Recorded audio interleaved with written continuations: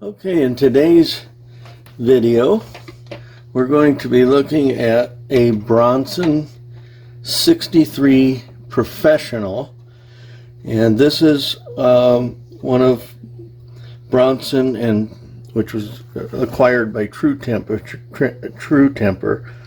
These are the reels. This is a series of reels where the reels are sort of built into the rod. They can be removed from the rod. They can be serviced without removing it from the rod, but the reel can be removed from the rod.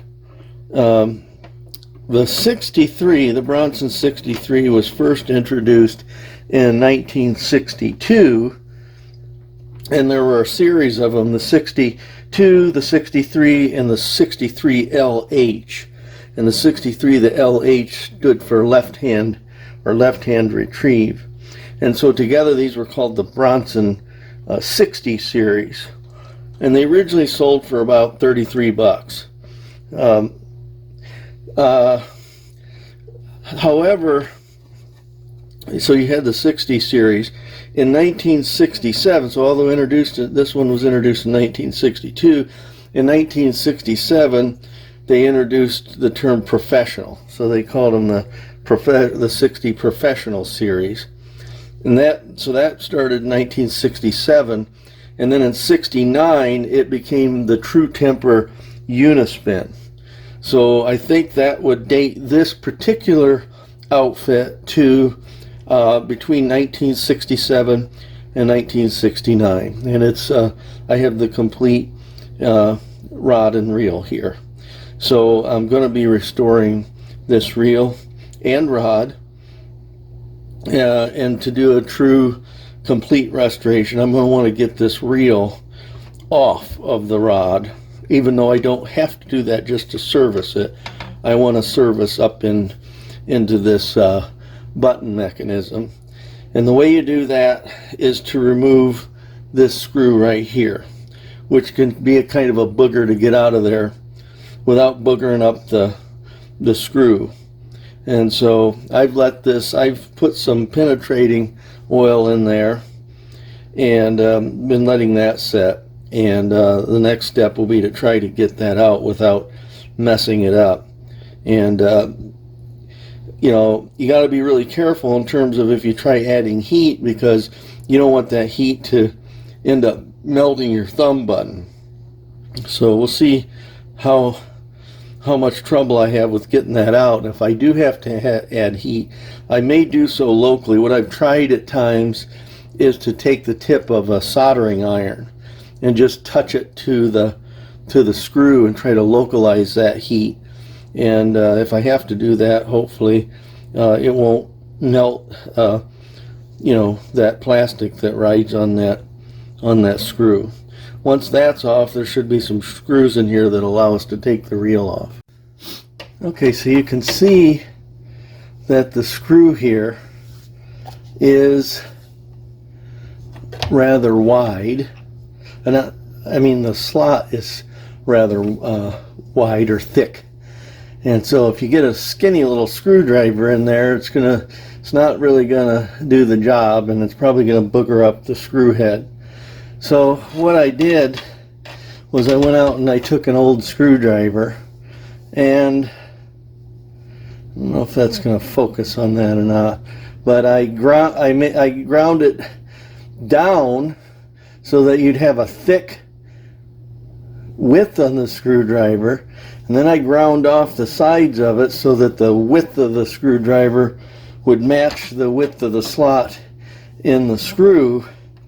And apparently that penetrant did some good, because without any heat I'm able to get that screw to turn. And I'm checking the other side to make sure the screw is actually turning and I'm not just twisting the head off.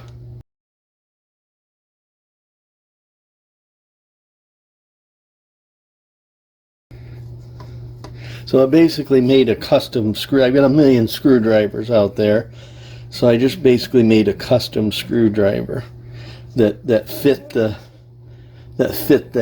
pin, that screw, both in the width of the notch and you know, the width of that notch and the width of the screw itself, so that screwdriver fit in there perfectly so I could get the best leverage possible. So out comes that pin, and then that allows you to remove the push button mechanism, and then there are your two screws to get the reel off of the rod, and there's the shaft that opens up the line release there. So now we can take the rod or the reel off the rod and get to work.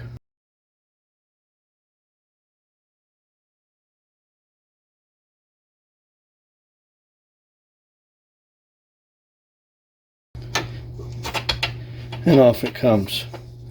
So there's your two screws. I'm going to go ahead and put my, basically what amounts to the hinge for the thumb button back in there for now, so I don't lose that. Then I'm going to set this rod aside. Now we can take a little closer look at what we're dealing with here. Now, interestingly, I don't know what happened here. Something was rubbing on there and ground into this, I assume it's cast metal here, and so I want to make this real nice. So I'm probably going to buff this, scrape off all this old paint, buff it down, and repaint this cast portion here. And I'm going to fill that probably with JB Weld, or maybe a two-part epoxy that you need together. But I'm going to fill that gash in there from something rubbing on there and get that looking like new again. So the cover, pretty much you spin it counterclockwise, and then it just pulls off like that. You can see this reel is like most of mine, and I love it because I love cleaning them up and fixing them up. I don't want them already serviced and like new. I enjoy doing that. You can see it's farm fresh. It's dirty and grimy and greasy and fun.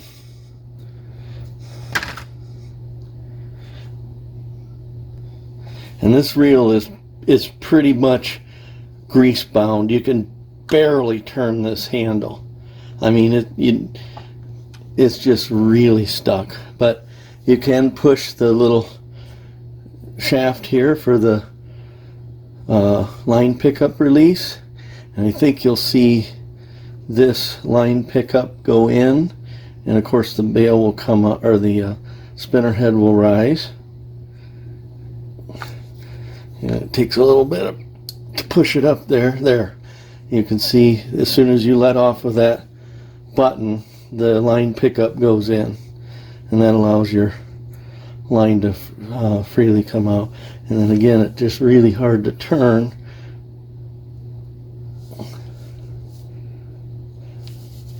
And now the spinner head falls back down and the line pickup comes out again.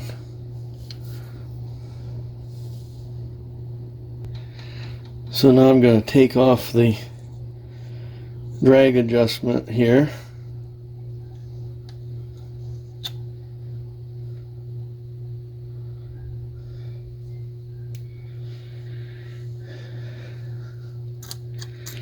And off comes the spinner head.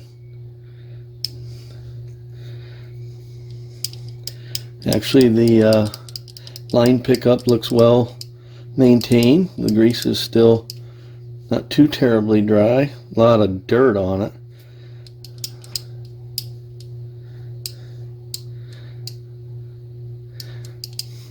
Put that in the parts tray. And then, let's see here. Should be able to pull off our spool. A lot of nasty dirt and old grease in there. The grease inside the spool is pretty sticky. So I'm going to take that line off immediately, as I always do.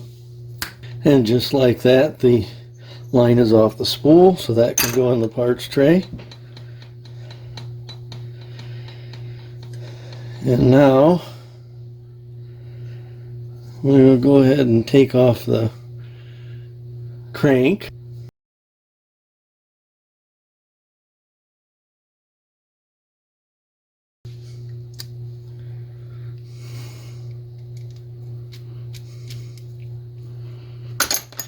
Let's take off this side plate first.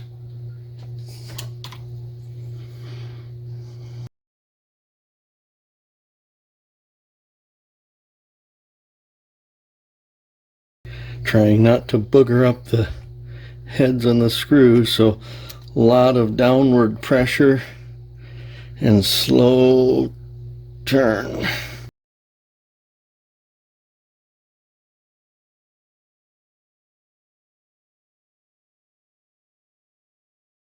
And I think this frame here was matte black. I'll have to check on some photos from some lightly used ones and see, but I suspect that's going to be flat black.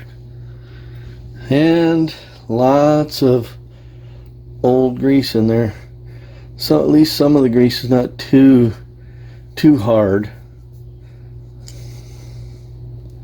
But obviously there's some really hard grease either in this crankshaft and or the axle shaft, because it's not wanting to turn at all. I'm going to do something I rarely do, and that is take this to the sink now before I remove anything else, so I can actually see what I'm doing, because there's so much grease in there. It's really hard to see anything. Okay, that's certainly not the only cleaning I'm going to do, but I've cleaned enough I can actually see in there, and there's still just gritty grease in there, almost like there might be some sand in there or something. And then the other thing I noticed when I got it open is it looks like it has basically sort of a crosswind block here, and the peg on the main gear is not in the slot. So I don't know how or when that happened, but that was probably contributing to it not moving like it's, cranking. And so that's got to be fixed. And hopefully we find out what caused that to ride up on there so that it's out of position. So it looks like we can safely take off this side plate without anything flying out. I think this should just remove the main gear. And again, like many of these reels, I've never been into one of these before, so I'm kind of learning as I go. And if you just take your time, take lots of photos as you go, don't force anything, you should be able to figure most of these things out, especially the vintage ones. The newer ones are like new vehicles. They just get so complicated you hardly can work on them anymore. And you don't really want to slip with the screwdriver and scratch up that beautiful, I assume, anodized aluminum covers. Yeah, and so that's basically just the main gear and the anti-reverse. I'll put that in the parts tray. And now you can see the other side of that, sort of that crosswind block. And that should now pull out, so you can see the posts that come through the body there. And so that side that's basically flush all the way down, that side faces up towards the crank. So that went like that, and then line this up, and that goes in like that. Yeah. So the flat side, now it's inside there. See, now that crossline block is moving in there properly. So this flush side faces up towards the main gear.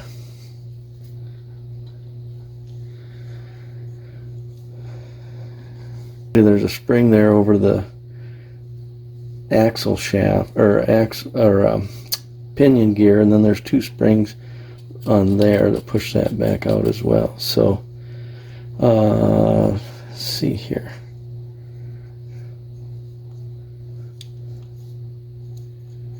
I guess the best way to take that out, I'm guessing, is to remove this plate here.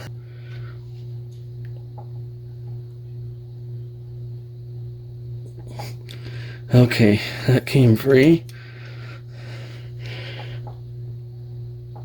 And that one came free. That's really, one, they're really tough.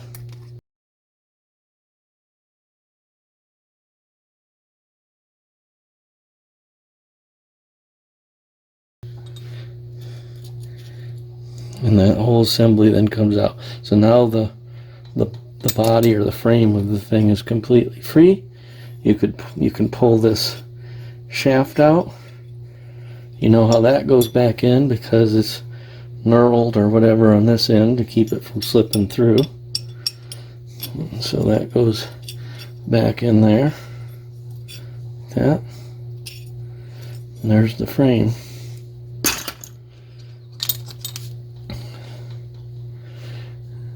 Now, before I do any more disassembly on this, I'm going to have to do some more cleaning so I can see how this is to come off, and go from there. Okay, I got that cleaned up reasonably well, at least for now. And just initial reaction is looking at that pinion gear. It looks just about shot. So I may have to see if I can find a replacement pinion gear for that, but it is I've never seen one quite that bad. No missing teeth, but really worn. But to get this little, look at the spring on that, it must be broken. Yeah, broken spring there. Have to fix that. This one's not broken, but this spring here is broken. So to get this thing off, this bridge with these springs on, you just pop these things back here.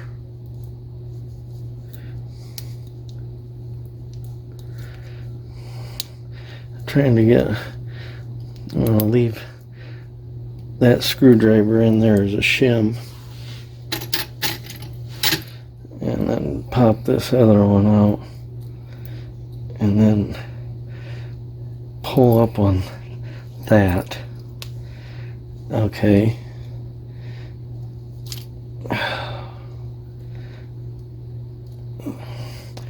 And then that comes out of there. And so you can see this spring is broken. I'm not gonna be able to find probably a flattened spring like that, so I'll probably just go to the hardware store. Look at that, it's broken in so many pieces.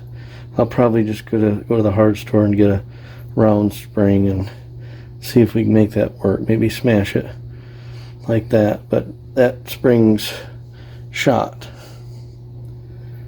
This one's fine.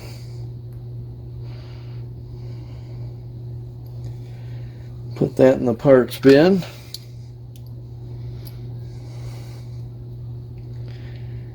And then, let's see. What would be holding this in? It does not feel like it's moving. Seems like I ought to be able to push that out, but it's not. And again, I don't want to force anything, but it seems like I should be able to just push that out. I'm going to go ahead and take off the E-clip here in the spring and bring it out this way.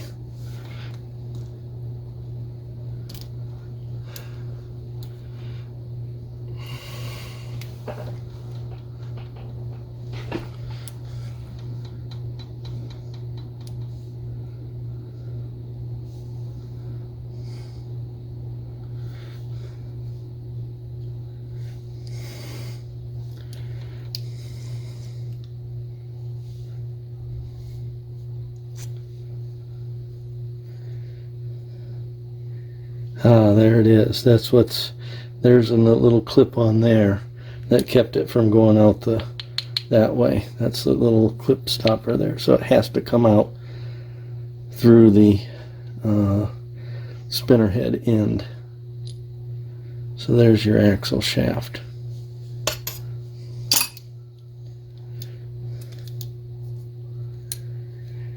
Let's just see. It probably really doesn't need to come out. Okay, so it will. That might want to get out. Yeah, there's a lot of nasty grease around that. So there's just a little pin in there.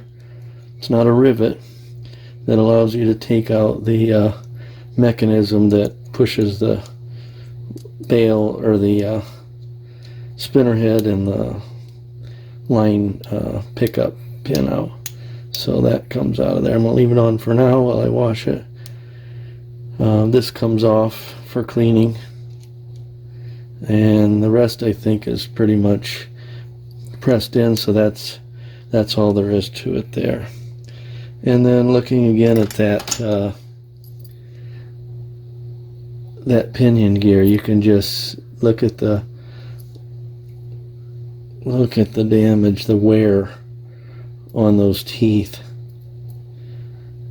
I mean, there might be enough left there you can use it, but it's not ideal.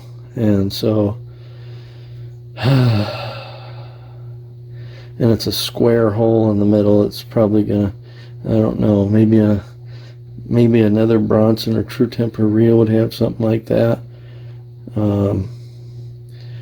but probably not going to be a particularly easy piece to find.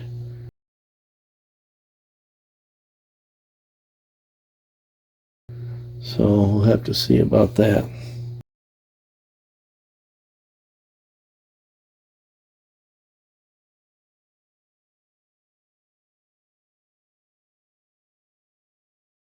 Okay, so I took that body or frame or whatever you want to call it out to the shop and took the wire wheel to it, got all the old paint off. You can see a couple little dings here from use and some scarring there that I may fill with filler primer or something, and then the big gash here that was grinding or rubbing up against something that I'll fill with JB Weld. Okay, I've got my portions of JB Weld here, and I'm going to, of course, mix those together in equal amounts. The gray being the hardener and the dark gray or black being the quote-unquote steel. And so I'm going to mix that up thoroughly and apply it to that gash on that frame there. Now I don't want to just fill in the gash and leave it set, because despite this being pretty viscous, it does run before it sets, slowly but surely. Any kind of slope, the gravity is going to make it run a little bit. And even then, it may dry, it may contract a little bit when it dries. And so if you just fill the gash, when it sets up, there may be a dimple still there, and you're not going to have a nice flush surface. So what I'm going to do to prevent that, so I can keep it, I want it build up higher than the gash. I want it build up higher so I can so I can grind it down level. I don't want there to be a dimple in there. So what I'm going to do is I'm going to put that on there, and then I'm going to put a piece of tape over it, and I'm not going to press the tape all the way down over the gash. I'm just going to sort of arc it over. I've just sort of arced that tape over and left a gap between the normal surface of the body and the JB weld. So I'm basically creating when it sets up, the JB weld will be higher up in that gash than the normal level of the outside of the body, so that I've got plenty of room to file it down or grind it down level, and I won't have to worry about any dimples or divots in that gash. So I'm just going to try to keep that as level as possible, especially this way, because the tape is going to stop any running down the sides, but I'm going to keep it level that way. I might even go ahead and just, yeah, I don't think there's enough. I don't think it's going to run out that way as long as I keep that relatively level. And then I'll let that set overnight, technically 24 hours to cure, and then we'll be ready to sand it down, grind it down level. I think I'm just going to put a little bit on these gashes here at the end, and in these nicks and holes from usage here.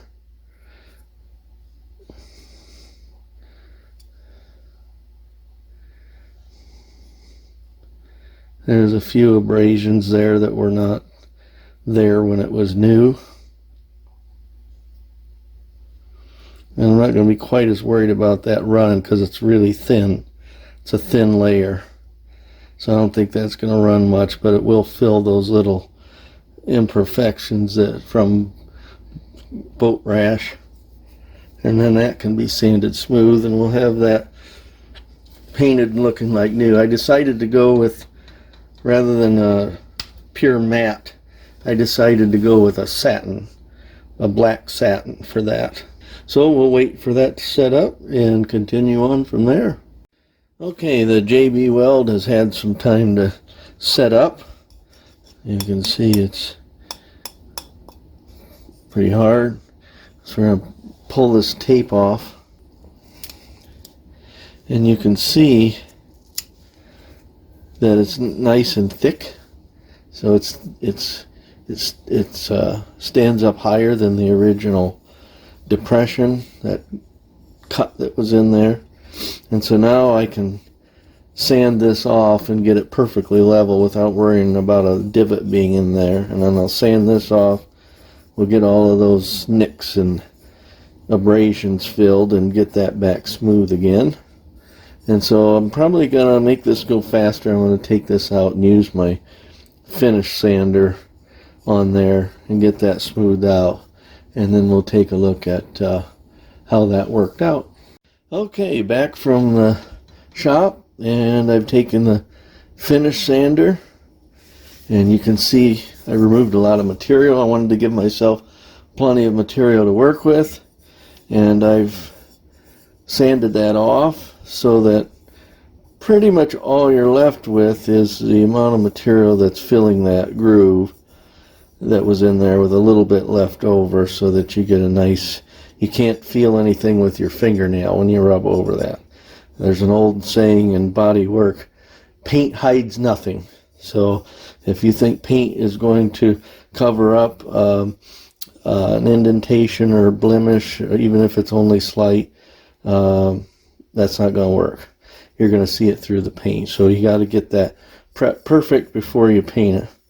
And then this side, all of those little divots that were in there from various dings and so on, and the boat rash here, are now filled with JB Weld. And so this body or frame or whatever you want to call it is now ready for primer and paint. Okay, I've finished priming, and you can see, what you can't see is any blemish where that scar was, where that deeply incised, I don't know if it was a grinding mark or it was rubbing on something, but it was deep into the metal, and that's now gone. All the little nicks in the top of the frame from use, and the boat rash here where it had been scuffed pretty heavily, that's all gone. And so now this part is ready for some black satin paint. Okay, the black satin paint is on. You can see no evidence of the gash that was there, no evidence of the boat rash or all the little nicks over the years. So that body, that frame, is ready to have its parts reassembled to it.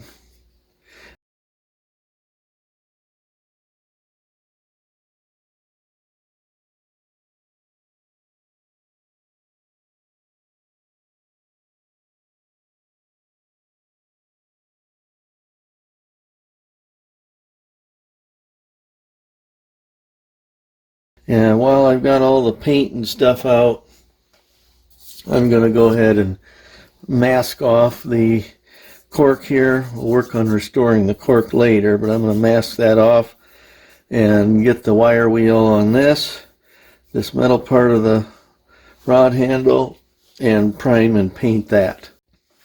Okay, so we've got the masked off the cork and removed all of the old paint with the wire wheel on the handle here, the real seat, and primed and painted that satin black. So now it matches the real frame, and as I said, we'll restore this cork a little bit later. But now it's time to take all of the parts that we removed and take those over to the sink and scrub them thoroughly with dish soap and in some cases WD-40, and get ready to start thinking about reassembling. Okay, and just like that, all the parts are clean and we're ready to start reassembling. I was able to find on an online auction a replacement pinion gear, but I don't have that yet. So I'm gonna just assemble this so I can get this video done, and I'll replace the pinion gear after that arrives. So here's a problem with this part, which pulls the line pickup mechanism back down. The springs on here are square springs, and the reason they're square is that the pinion gear rides in between there. And if you take and you replace it with both round springs, and you're not going to find a square spring like that at the hardware store. If you put a couple of round springs in there, it just barely touches the pinion gear as it's going around. So I'm going to try round springs, and I'm going to experiment with flattening them a little bit so they don't rub. But I got to shorten this. I didn't have any that were this same length and tension. I think I've got the tension about right. But I'm going to shorten this, and I'm going to do so. I'm going to make it a little bit longer than this one. And then I can experiment with tension. If I cut it, this one's probably sprung a little bit. And so to restore the spring, I'm going to maybe make this one a little longer. I can always cut it shorter. And then I'm going to use the piece that I cut off to try some experimenting with flattening it so that it doesn't interfere with the pinion gear. I winkled around with this circular spring. These are called rectangular compression springs, and I looked and looked and I couldn't find one that size online. There are companies that will make them, but they're wanting you to they want to mass produce and sell to manufacturers and so on. So this one works. It's dangerously close to the pinion when that's installed in there. I mean, it comes dangerously close to touching.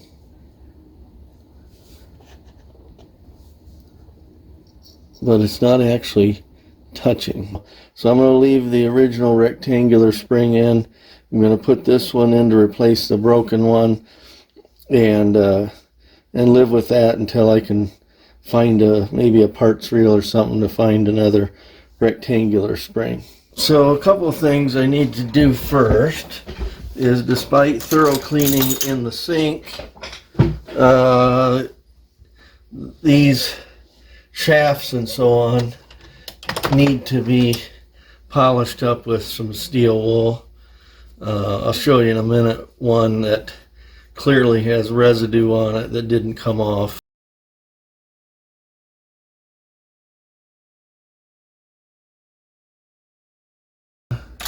This is the one, this is the crankshaft, and there's actually enough on here, it's actually impeding the smooth movement. So that, some steel wool on that will make a big difference.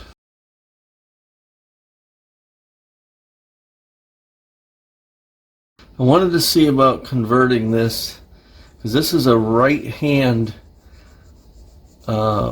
Basically, when the reel is hanging down from the rod, quote unquote upside down like a regular spinning reel, the crank is on the right hand side, so you have to crank with your right hand, which is not the way you typically do it with a spinning reel. Spinning reels you usually cranked with the left hand.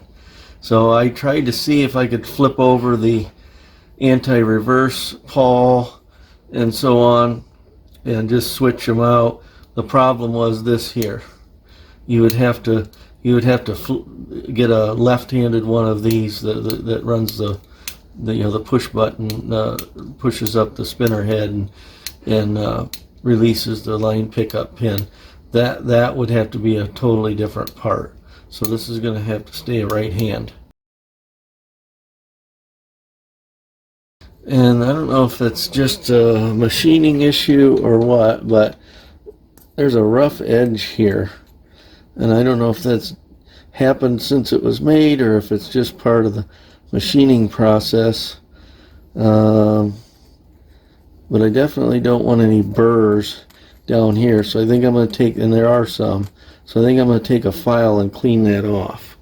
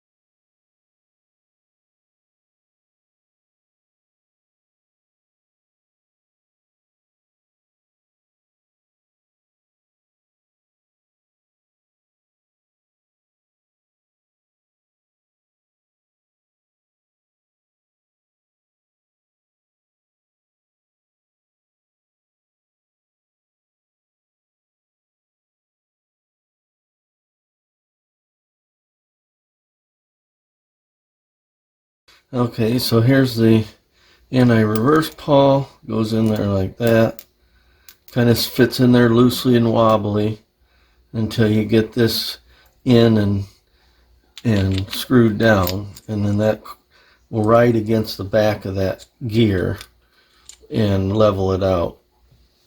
So this is one place where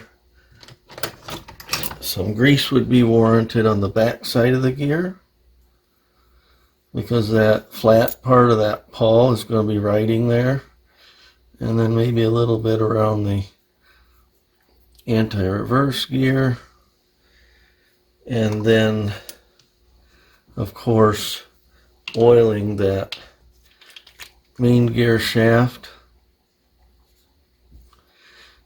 and then placing that in there.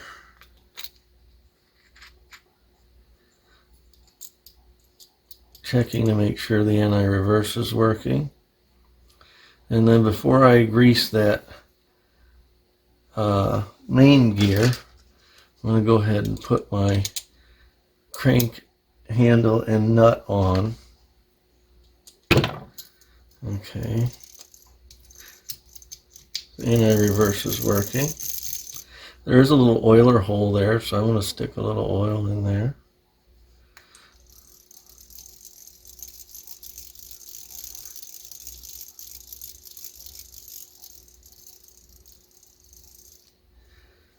I don't know if you can hear that, but there's quite a bit of rattling from that anti-reverse pawl. And so I'm going to grease that a little bit to quiet that down.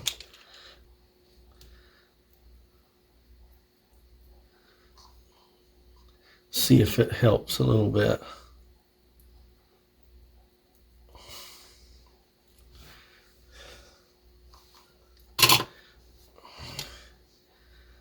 And I forgot to put a little bit of oil on this.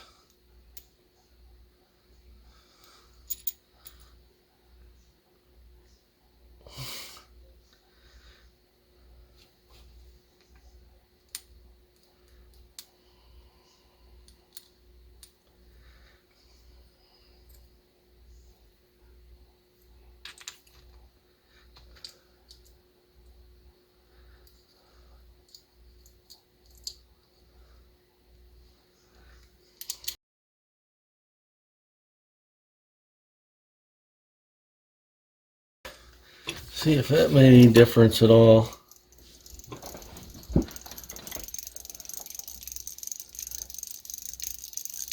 Still a little bit of noise, so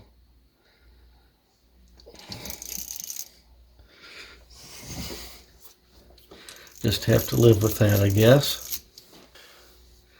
And now we can install our axle shaft, and make sure we've cleaned out that journal real well.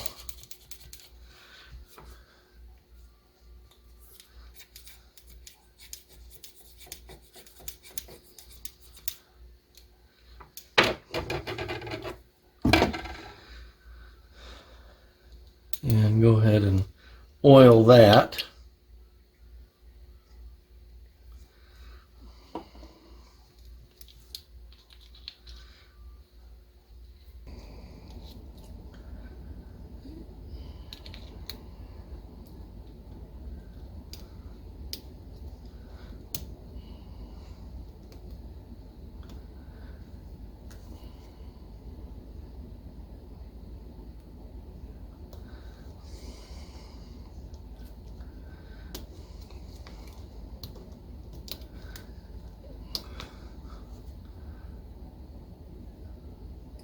Okay.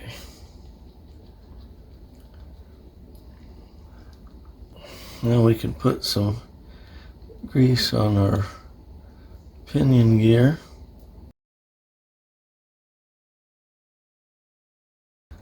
And while we're at it, we'll grease our main gear. And then this one, of course, unlike many spin cast reels, you're gonna grease the whole surface in here because you've got that crosswind block that goes on there. Okay, now we're going to install, where is it? There it is. This piece here.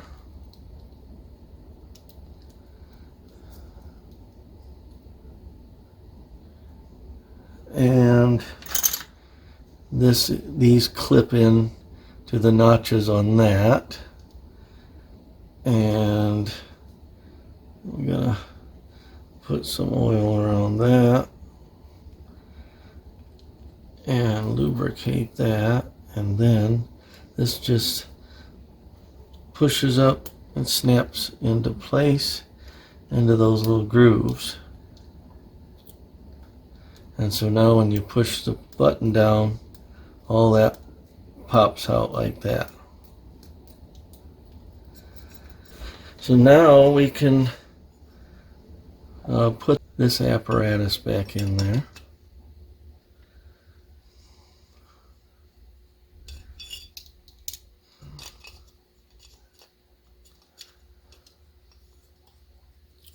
And you want this with that in there like that.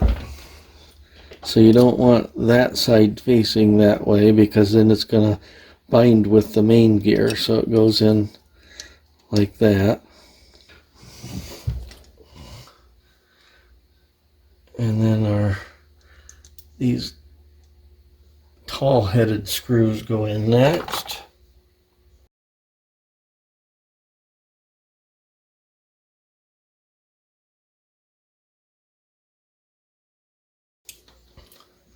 And then this crosswind block deal here. And remember, this looks like a little Star Trek spaceship, USS Reliant. So that's the side that goes down. This is the side that fits into that peg on the main gear. And might as well grease up these side rails, because they slip up and down through the holes in that big piece we just put on. And I can grease that after that's in.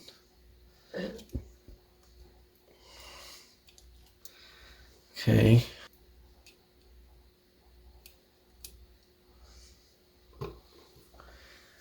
Now I think we're ready to marry the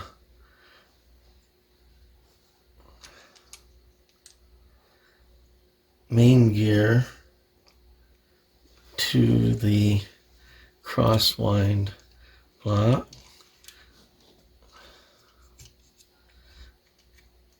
And that appears to be working. What is causing that to ride up like that?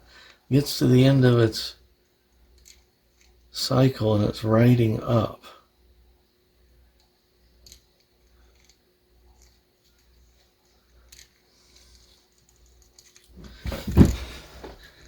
You see, when it gets to the end of its cycle, that's riding up and getting boogered up.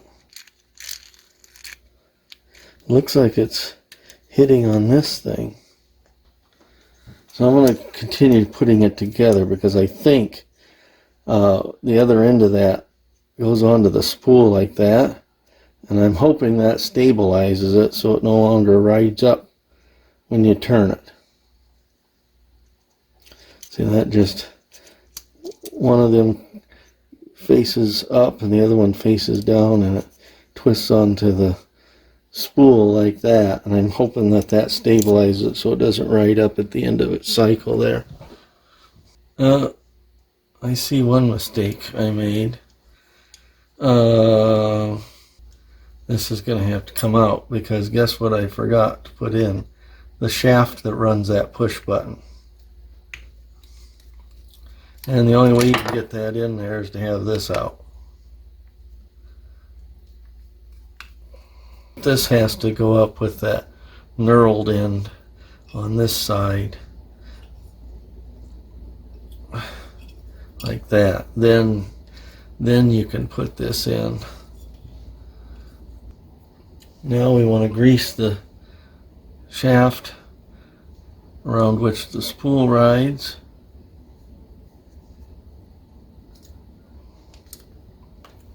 And lock that spool into place.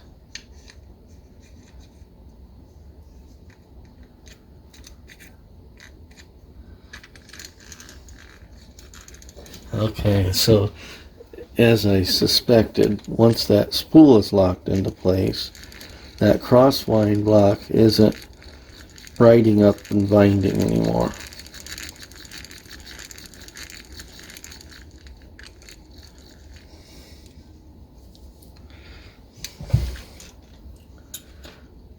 So I think we can go ahead and put this side plate on now.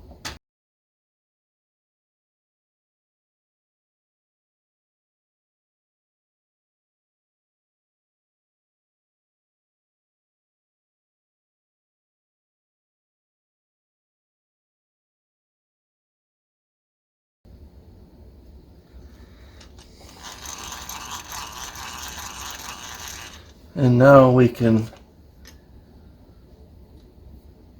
lubricate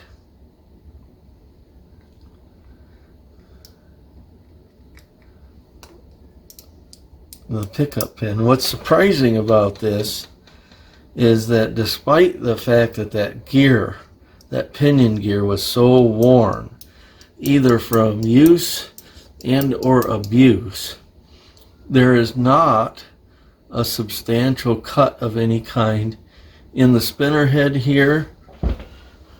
I don't see any line cuts in the spinner head, and I don't see any cut in the pickup pin. So I don't have to do any filing or anything on that, but I do need to lubricate this pickup pin and where the spinner head rides on the on this spool shaft. Again, I don't know all the terms on these things, so maybe as I go I'll learn some of them, but most people can guess what I mean here.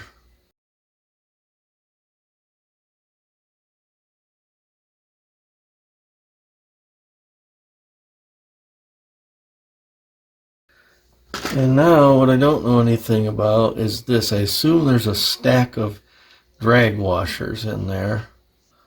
I know there's a spring in there, but maybe it's just that single pressure plate there. I don't really see a good way to get this off of there, but I'm not seeing that coming off in any way, so I guess that's just the way it is. It must just be some kind of a pressure plate, but I would think there'd be a stack of drag rings in there or something, but I'm just not seeing how to get in there.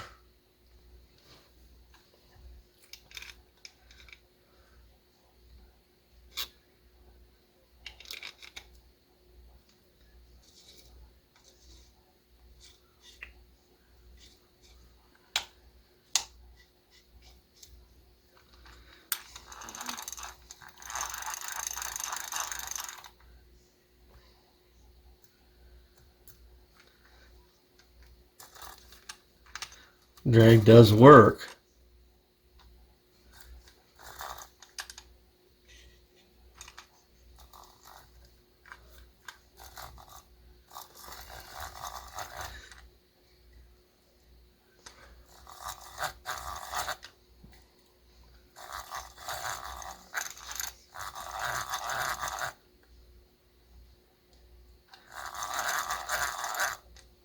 And of course, if you tighten it way down, you can't move it.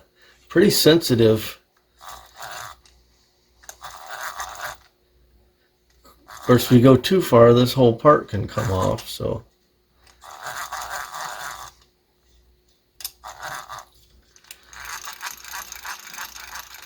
You can see the spool oscillating there. So I suspect the fact that we were calling it a cross-wind block is correct.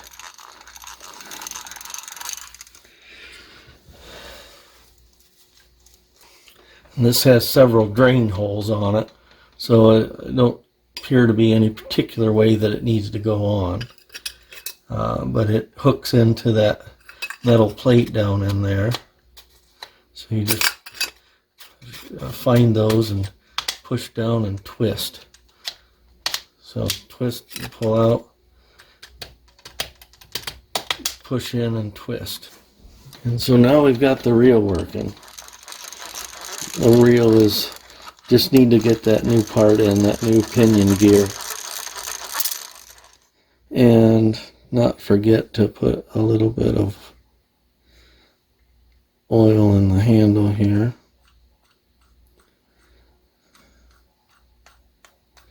Keep that from squeaking. But that's running real nice right now. You could barely move that when I first got it. It's working beautifully now. And despite that really worn gear, but I definitely want to get that replaced. And so now it's off to finish the restoration of the rod. Look at that.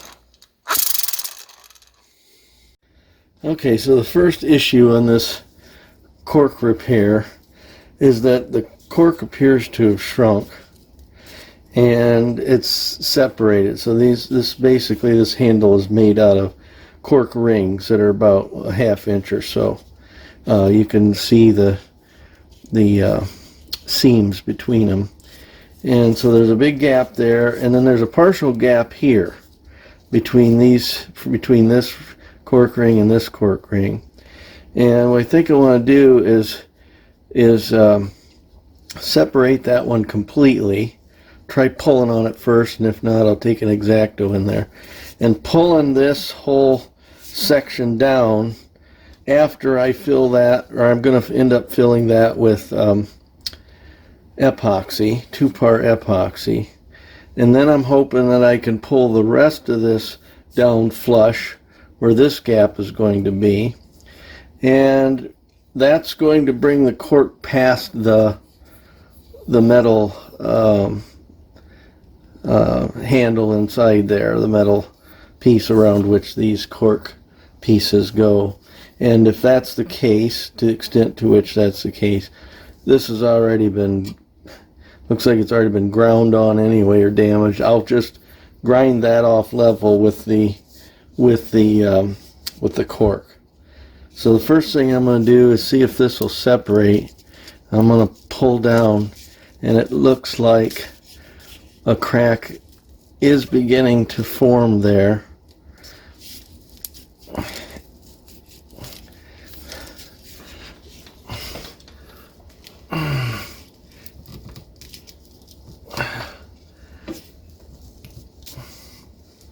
Okay, so I got that to separate there all the way around. Now I'm going to push this back, and then I'm going to get my epoxy in there, pull that down, and then do the same on this one. And any gaps that aren't filled, plus any damage to the cork, like here and here, I'm going to find a way to fill that. So I'm going to get out my 2-part epoxy and put about equal amounts. And this stuff, one half is more viscous than the other, so you kind of got to push harder on one than the other to get equal amounts. This side, this yellowish side's a little thicker, but that ought to be plenty for now. Mix that together thoroughly. And then I'm going to try to sneak it down in between here, in between the end of this crack.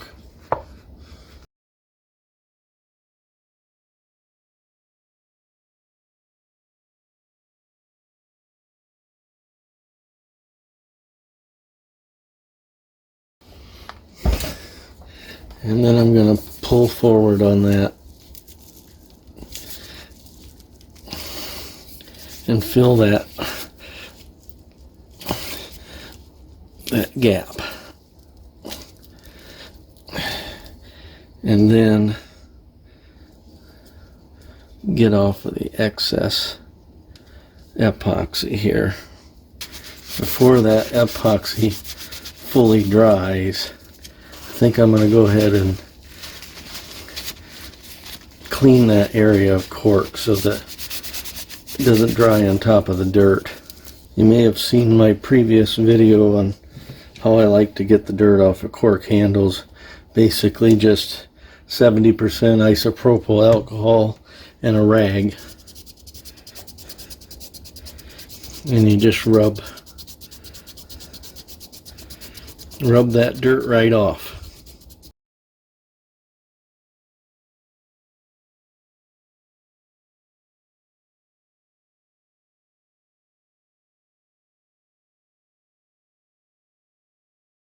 And this even takes away the gray discoloring and makes that cork look like new again.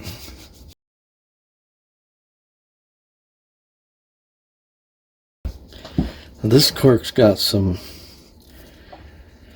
significant wear on it and may end up, after all this is done, sanding a little bit, but there is a little bit of a out of level right there, so I might sand that smooth with this joint. Clean this tip is really boogered up. I'll clean that the best I can, and then I'll put epoxy in that crack and fill that gap, and join those two, get rid of that gap. And then I think I can do some sanding on some of this rough area and filling of those areas where there's gouges.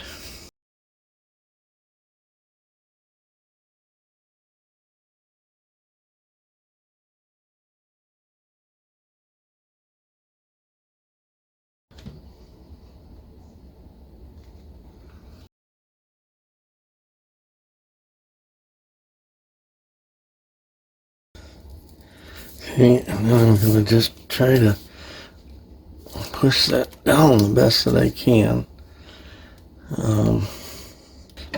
Okay, so it looks like it's going to be sort of an uneven gap, kind of like the way it was when I started. First thing I'm going to try is just to slice off a piece of this cork ring here and see if I can't fill the gap that way. And if that doesn't work, I'll take and macerate some cork and mix it in with some epoxy and fill it in that way.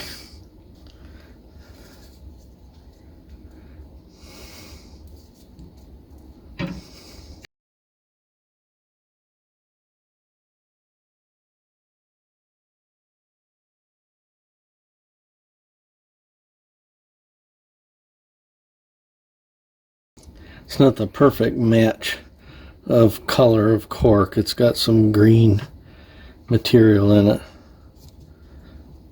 but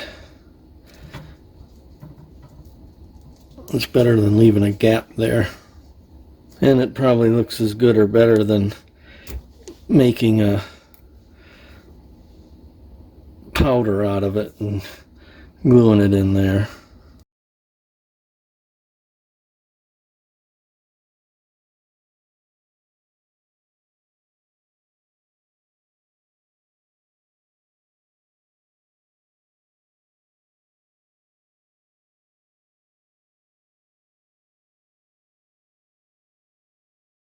I think I'll let that set up a little bit before I do any more work on that.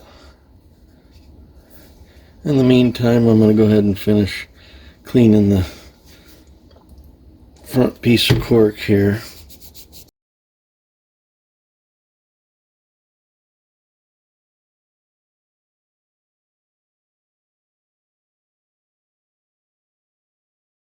Looking much better.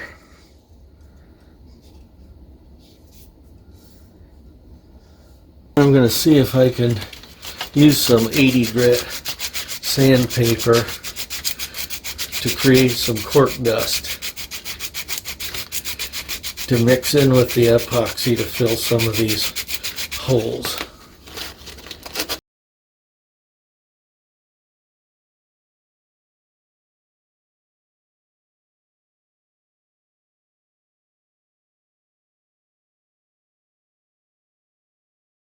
Get a few chunks of cork to fill the bigger gap, and then we'll make a paste out of cork dust and epoxy and see what happens. Fill that, get that wet with epoxy, stick that big gap filler in there, and then let's just try to mix some of this cork dust in there. Probably not going to be pretty, but it's better than gaping holes, I guess. This cork was just not the perfect color. It's got green in it for a repair or for a rebuild I did on a handle.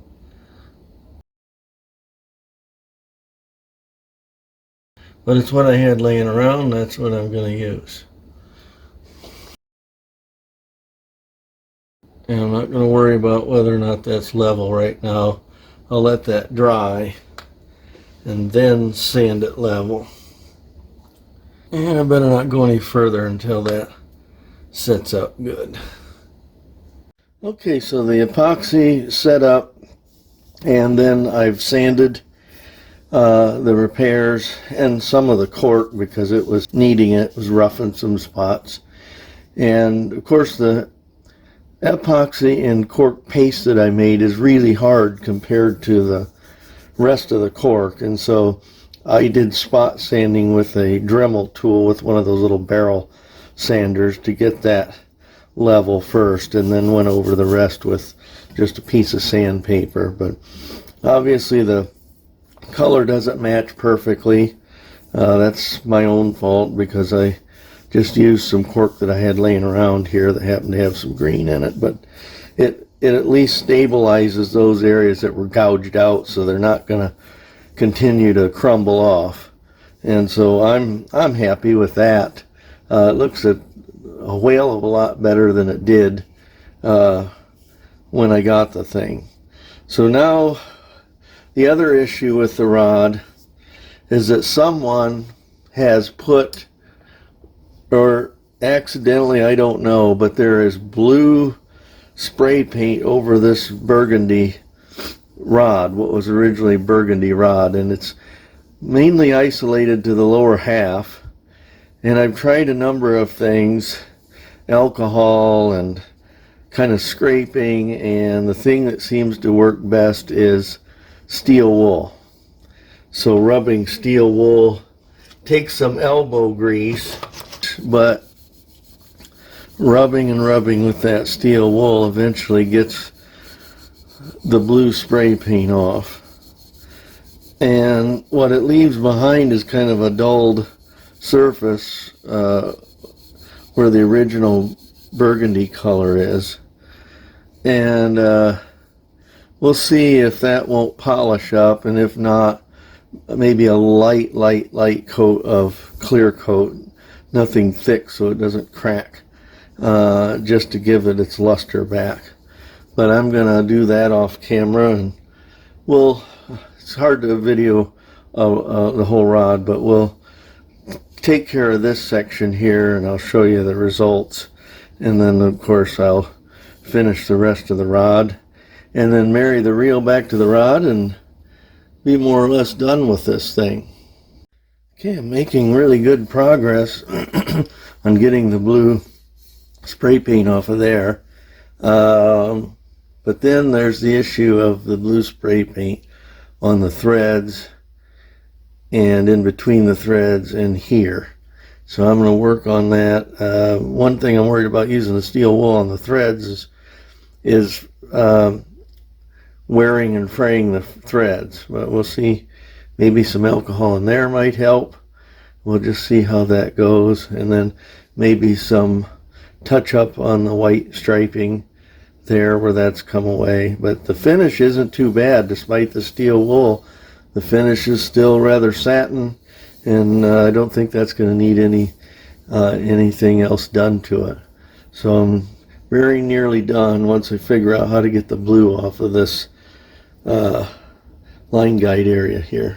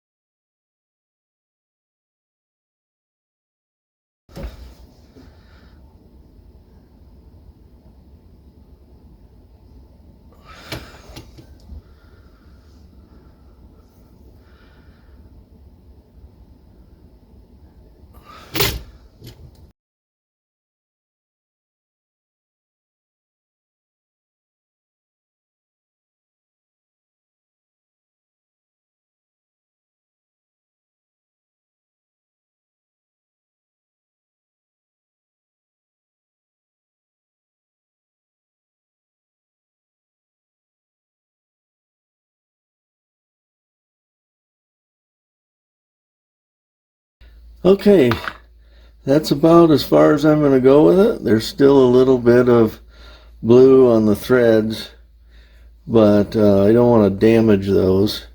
I've touched up the white paint stripes, but all in all, she's looking pretty good given her age and what she's been through.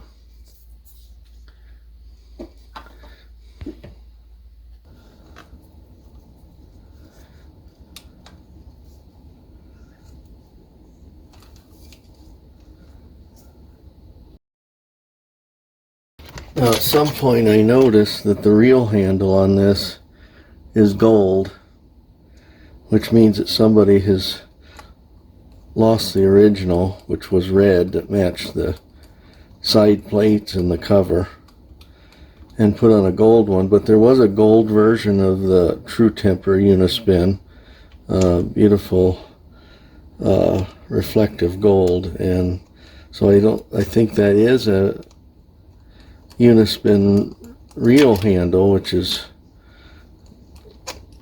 pretty much the exact same except that it's gold instead of red. So maybe along the way somewhere I'll find a red one and can switch that out and make it all original again. So the reel is in place. Now it's a matter of putting the thumb button on.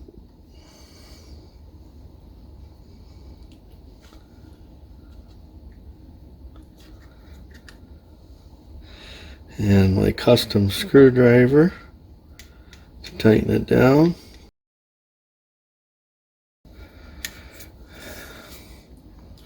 And there you have it, a Bronson 63 dating between 1967 and 1969. The push button works.